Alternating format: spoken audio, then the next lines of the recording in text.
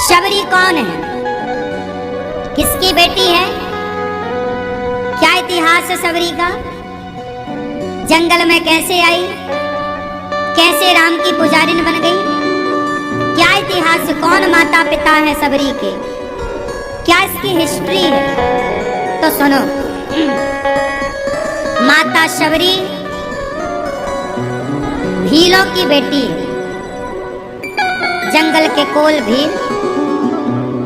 भीलों के एक राजा थे।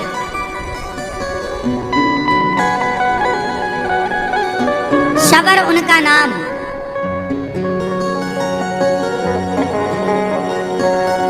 एक दिन वो जंगल के बहुत सारे जानवरों को इकट्ठा कर रहे थे।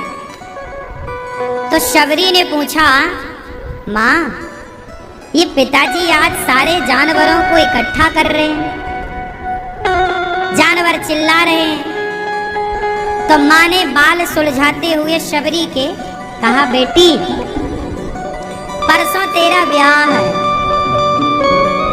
परसों तेरा विवाह है।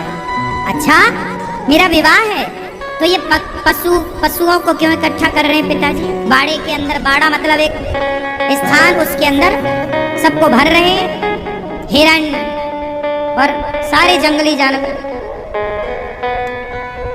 माँ ने कहा, परसों तेरा विवाह है बेटी, बारात आएगी ना, तो बारातियों को इन पशुओं का मांस परोसा जाएगा। माँ मेरे विवाह में इतने सारे पशुओं की हत्या, इतने सारे पशु मारे जाएंगे? हाँ बेटी। क्या खाएंगे फिर बाराती? माँ जंगल में साधु संत लोग कंदमूल फल, देखो कितने सारे फल फूल लगे हैं जंगल में, वो खिलाओ ना बेटी। यही परंपरा रही है, मांस इनको मार करके इनका मांस पकाया जाएगा और तेरे बारात में जो आएंगे उनको ये परोसा जाएगा। शबरी ने माँ से बाल छुड़ाए, कुछ बोली नहीं, चुपचाप एक कोने में जाकर माता शबरी बैठ गई। उस समय शबरी बच्ची थी, छोटी सी, 10-12 साल की मान लो। पहले के जमाने में ऐसी विवाह होता था। शबरी छोटी थी और बाल छुड़ाकर माता से बाड़े की तरफ गई। बाड़ा मतलब जहां जानवरों को इकट्ठा किया। और जब बाड़े की तरफ गई तो बाड़े का दरवाजा शबरी माँ ने खोला। सारे पशु जंगल की तरफ भागे भागे भागे, और वो पशु अंदर से दुआएं दे रहे थे, शबरी तूने हमें मुक्त किया है, भगवान तुझे मुक्त करे। तूने हमें मुक्त किया है, भगवान तुझे मुक्त करे। शबरी उन पशुओं को आजाद करती है और अपने घर का परित्याग कर देती है कि मेरे विवाह में इतने निर्दोष पशुओं की हत्या होगी तो मुझे ऐसा विवाह नहीं करना। यदि मेरे सुख से इतने सारे पशुओं को दुख मिले तो मुझे ऐसा सुख स्वीकार। आप लोग कितनी आसानी से, आप लोग मतलब कुछ लोग कितनी आसानी से पक्षियों की हत्या कर देते हैं कि मेरे बेटे का ये होगा, मैं हत्या। क्यों बकरे की हत्या करना, क्यों पशुओं की हत्या करना? मारना है, बलि देना है तो पशु पक्षियों की क्यों? अपने अहंकार की बलि दीजिए, अपने क्रोध की बलि दीजिए, अपने भीतर की बुराइयों की बलि दीजिए।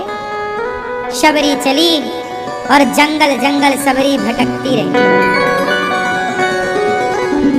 घनघोर जंगल में माता शबरी पहुंची तो वहां एक संत जी का आश्रम दिखाई पड़ा। वो संत जी थे मतंग। कौन से ऋषि? मतंग ऋषि। मतंग ऋषि। अब वो रोज झाड़ू लगाती है, जिस रास्ते से संत लकड़ी लेने जाएं, पुष्प लेने जाएं, झाड़ू। किसी संत ने देखा कि ये कोई झाड़ू लगाता है, तो लोगों ने देखा, अरे ये महिला यहाँ कैसे? सबने विरोध किया कि संतों के बीच में महिला का क्या काम, चल भाग। मतंग ऋषि आए, चरणों में गिर पड़ी, गुरुजी हमें स्वीकार कर लो। मतंग ऋषि ने माता शबरी को कहा, बेटी तू मेरे आश्रम में रह जा, मेरे आश्रम में रह। लोगों ने विरोध किया कि इस महिला को आप अपने आश्रम में क्यों रखते हैं? मतंग ऋषि बोले, जो तुम्हें कहना है कहो, पर शबरी आज से यहीं रहेगी। सबका विरोध सहकर भी मतंग ऋषि ने शबरी का साथ दिया। देखो जरा, आज के लोग कितनी सरलता से संतों पर आरोप लगा देते हैं। आज कितनी सरलता से लोग कह देते हैं, तुलसीदास जी को कह दिया लोगों ने कि तुलसीदास जी तो नारियों का विरोध करते हैं। अरे संत कभी नारियों का विरोधी नहीं रहे। शबरी को कोई शरण देने को तैयार नहीं। उस घनघोर जंगल में एक संत की कुटिया में माता शबरी को मतंग ऋषि ने शरण दी। शबरी भील जाति की थी। संत को ये नहीं लगा कि इसकी जाति क्या है। सुनो, ना तो आज जैसे आज आरोप लगाया जाता है, आज बहुत सारे लोग कहते हैं ना कि हमें तो कुछ शूद्र जो भाई हमारे हैं वो ये आरोप लगाते हैं कि मंदिर नहीं जाने देते थे। भाई शबरी तो संत जी की कुटिया में रहती थी। शबरी जो पुष्प चुनकर लाती वही मतंग ऋषि भगवान की सेवा में लगाते। और आप कहते हैं मंदिर नहीं जाने दिया जाता। शबरी के गुरु मतंग ने ऐसा मंत्र दिया, ऐसा ज्ञान दिया कि मंदिर जाने की जरूरत ही ना पड़ी। मंदिर के भगवान चलकर शबरी के पास आ गए। आज बिहारी जी के मंदिर में आप जाते हैं, क्या कोई जात पात पूछता है आपकी? बोलो। आप जगन्नाथ जी के मंदिर जाते हैं, क्या कोई आपकी जात पात पूछता है? हमारे सनातन धर्म में कभी भी जातवाद का भेद था ही नहीं। मंदिरों के दरवाजे सदा सबके लिए खुले थे। आज से नहीं, आप इतिहास उठाइए। जगन्नाथ पुरी का मंदिर कोई आज का है क्या? हजारों वर्ष पुराना है। आप तिरुपति बालाजी जाइए, क्या वहां कोई जात पात का भेद है कि इस जाति का दर्शन नहीं करेगा? आज यहाँ कथा हो रही है, सत्संग हो रहा है, क्या किसी से जात पूछ करके उसको जगह दी गई क्या? इसलिए आज समाज में जो ऐसी भ्रांति फैलाते हैं कि इस जाति वाले को देखो मंदिर में नहीं घुसने दिया, इस जाति वाले के साथ छुआछूत कर रहे, ऐसा छुआछूत कभी था ही नहीं। ये छुआछूत एक षड्यंत्र के तहत हिंदुओं को भटकाने के लिए, आपस में लड़ाने के लिए ये छुआछूत का जहर घोला गया बाद में अंग्रेजों के द्वारा, मुगलों के द्वारा। फूट डालो शासन करो, ये किसका नारा था? बोलो। फूट डालो शासन करो किसका नारा था? अंग्रेजों का। तो अंग्रेज चाहते क्या थे कि हिंदुओं में फूट पड़ जाए। क्या पड़ जाए? जोर से। और फूट कैसे पड़ेगी? हम पहले ब्राह्मण क्षत्रिय वैश्य शूद्र चारों बड़े प्रेम से रहते थे। हमारे यहाँ कभी जातवाद का विवाद नहीं था। हम सबको गले लगाते थे। क्या छोटा क्या बड़ा, कौन छोटा और कौन बड़ा? ना कोई छोटा ना कोई बड़ा, ना कोई छोटा ना कोई बड़ा। कोई छोटा बड़ा नहीं था। अंग्रेजों ने फूट डालो शासन करो की नीति के तहत हिंदुओं को लड़ाया। क्या लड़ाया? कुछ मंदिर ऐसे हो गए जहां के आपको ये पता होना चाहिए कि भारत के कुछ राजा मुगलों के और अंग्रेजों के अधीन हो गए थे, मतलब उनकी अधीनता को स्वीकार कर चुके थे। ये बात आप में से कितने लोगों को पता है कि कुछ राजा अंग्रेज और मुगलों के अधीन होकर उनके हिसाब से चलते थे? हाँ या ना? जो छोटी छोटी रियासतें थी, जो छोटे तबके के राजा थे, वो सरेंडर कर देते थे अंग्रेजों के पास और मुगलों के पास। फिर क्या अंग्रेज और मुगल उन राजाओं के राज्य में मनमाना कराते थे। फिर वहां पर अंग्रेज जैसा कहते थे वैसा अंग्रेज बोले, ए सुन, राजा को सुन, तुम्हारे राज्य में जितने मंदिर हैं उस मंदिर में तुम ये फरमान जारी कर दो, आदेश दे दो कि कोई भी उस तबके का नाम लेकर उस तबके का व्यक्ति ना आए। तो ये अंग्रेजों का और मुगलों का षड्यंत्र के तहत जो राजा उनके अधीन थे उनके राज्यों में इस तरह का डलवाया। तो अब जो लोग मंदिर जाएं तो उनको रोक दिया जाता है, ए आप मंदिर मत जाओ। इससे क्या हुआ? उनके अंदर जिन्हें मंदिर जाने से रोका, उनके अंदर जिन्होंने रोका उसके प्रति नफरत पैदा हो गई। एक वो है जो मंदिर जा रहा था, एक वो था जो मंदिर जाने से रोक रहा था। तो मंदिर जाने वाले के अंदर रोकने वाले के प्रति क्या हो गई? जोर से अब नफरत का बीज बोया। हाँ या ना? इस तरह नफरत का बीज बोया गया और बाद में अंग्रेज तो चले गए, मुगल चले गए, लेकिन उनके द्वारा बोया गया बीज लोगों के भीतर अंकुरित रहा। तो कुछ लोगों ने इस तरह कुछ लोगों को मंदिर जाने से रोका होगा, क्योंकि देश उस समय गुलाम था और वो रियासतें जो अंग्रेजों के और मुगलों के अधीन थीं, वो तो अंग्रेजों मुगलों की बात मानने के लिए बाध्य थी ना, वो तो मानने पड़ेगा उनको। तो ये अंग्रेजों ने बड़ी चतुराई से बिना हाथ पांव चलाए आपस में लड़ाने का एक सफल प्रयास किया और आज तक वो तो अंग्रेज मुगल गए, लेकिन आज तक हम लोग आपस में लड़ रहे हैं। आज भी हमारे देश में चुनाव होता है तो जातियों का समीकरण निकाला जाता है, किस जाति के लोग यहाँ हैं तो उस जाति वाले नेता को वोट मिल जाएगा। आज भी हमारे देश में जातवाद चरम पर है। हाँ या ना? बोलो हाँ या ना? जातवाद चरम पर है। क्यों? ये जातवाद क्या पहले था?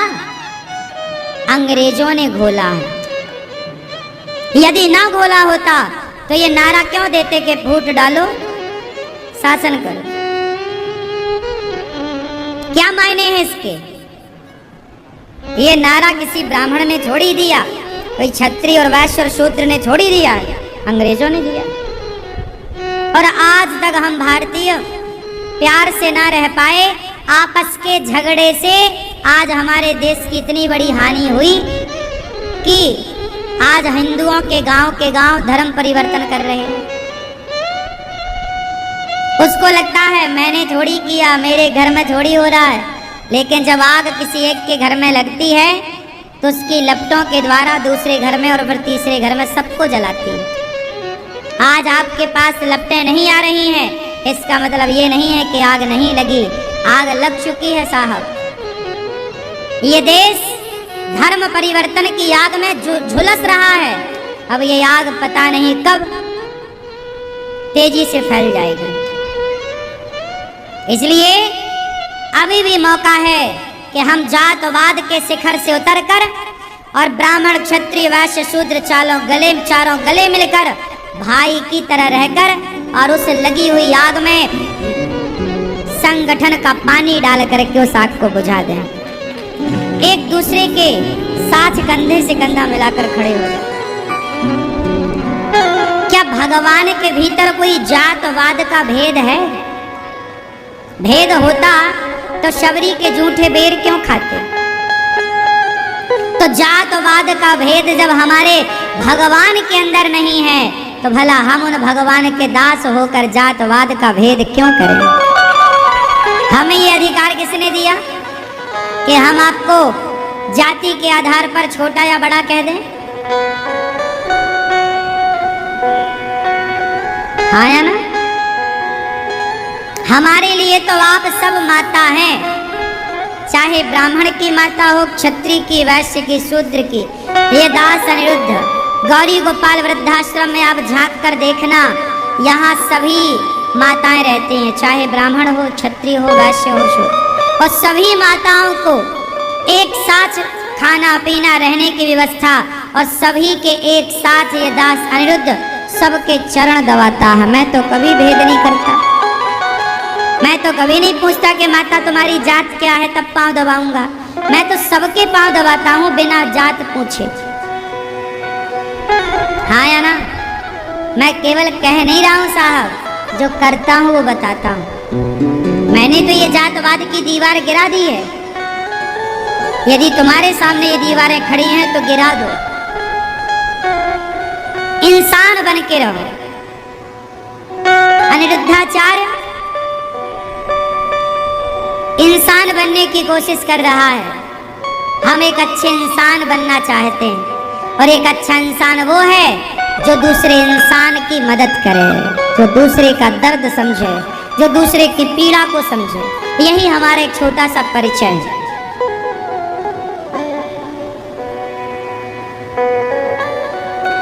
माता शबरी राम को बेर खिला रही हैं, राम जी खा रहे हैं। अधम ते अधम अधमवती। शबरी माँ बोली मैं कितनी अधम हूँ, आपने कृपा करी। राम जी बोले माता अधम को जाति से कोई अधम नहीं होता। जो मनुष्य शरीर पाकर जो समाज की सेवा नहीं करते, जो प्रभु की सेवा नहीं करते, जो भगवान को भूल गए हैं, वो लोग अधम हैं। अधम कौन होता है? जो मानव का शरीर पाकर भी मानव जाति की सेवा ना करे, वो अधम है। और राम जी जातियों के बंधन में नहीं बंधते। वो ब्राह्मण था रावण, पर गलत था तो उस ब्राह्मण को मार दिया, और शबरी सही थी तो झूठे बेर खा लिए। हाँ या ना? राम ने ब्राह्मण को मारा और शबरी के बेर खाकर गले लगाया। हाँ या ना? आज तक ब्राह्मणों को इस बात से आपत्ति नहीं है कि राम ने ब्राह्मण को मार दिया, शबरी को गले लगाया। लेकिन यदि कोई और होता समाज की बातें ज्यादा करने वाला, तो वो क्या बोलते, देखो राम ने हमारी जाति वाले को मार दिया।